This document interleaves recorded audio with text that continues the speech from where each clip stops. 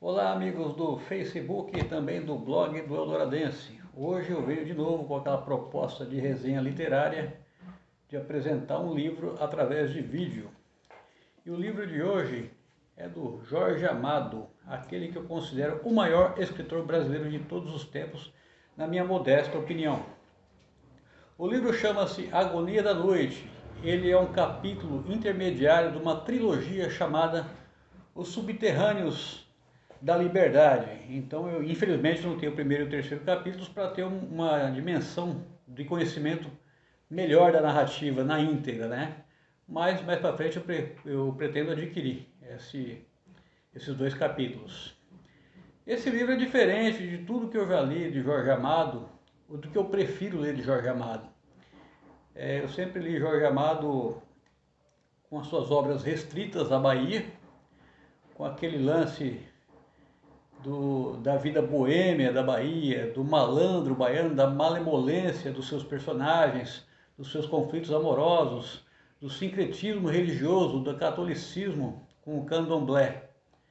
E esse livro não, é um livro com uma literatura um pouco mais séria, mais madura, mais densa, porque trata do período do Estado Novo, da ditadura de Vargas, que vai de 1930 até 1945 na história do Brasil. Um período bastante conturbado e controverso da nossa história. Essa narrativa envolve todo o contexto desse governo Vargas, ditatorial, porém populista, e por isso com grande apelo popular junto às classes mais pobres. Isso não quer dizer que esse governo não oprimia esse povo, oprimia sim, entendeu?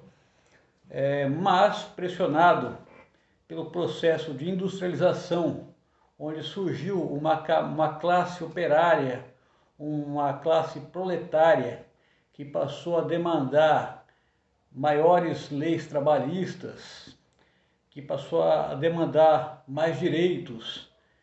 Esse governo Vargas, com apelo dessas forças operárias, onde começou a surgir os primeiros sindicatos, onde começou a aparecer as greves, onde começou a aparecer também o Partido Comunista, movido por essas forças e também pelos ideais da Revolução Russa de 17, esse governo passou a se sentir pressionado a elaborar alguma coisa nesse sentido. Foi onde apareceram a consolidação das leis trabalhistas, a CLT, que caracterizava pelo direito ao 13º, às férias.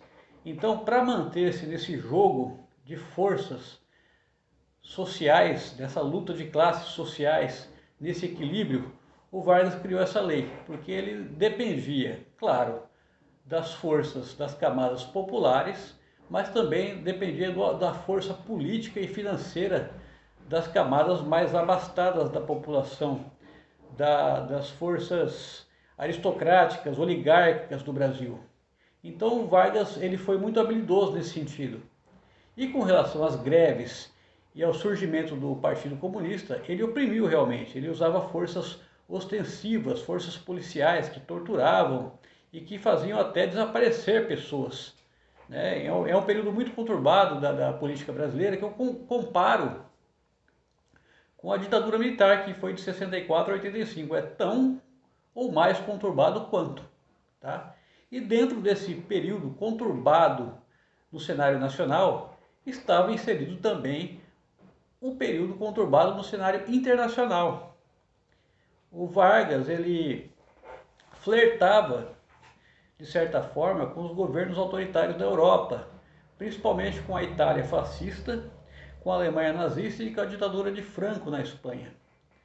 Porém, quando o navio brasileiro foi afundado pelo submarino alemão na Segunda Guerra, ele se viu obrigado a bandear para o lado dos aliados.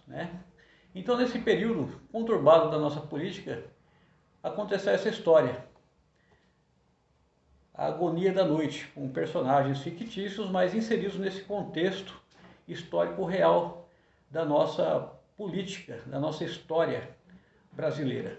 Então, vale a pena ler, porque através dessa obra fictícia, o leitor é conduzido a entender um pouco mais dessa história da ditadura do Vargas, de 30 a 45, o porquê ele tinha esse apelo popular junto à população mais pobre, tanto é que ele era considerado o pai dos pobres, apesar de reprimir tanto a liberdade de expressão, o direito à greve, e de ser tão questionado pela imprensa nacional, né?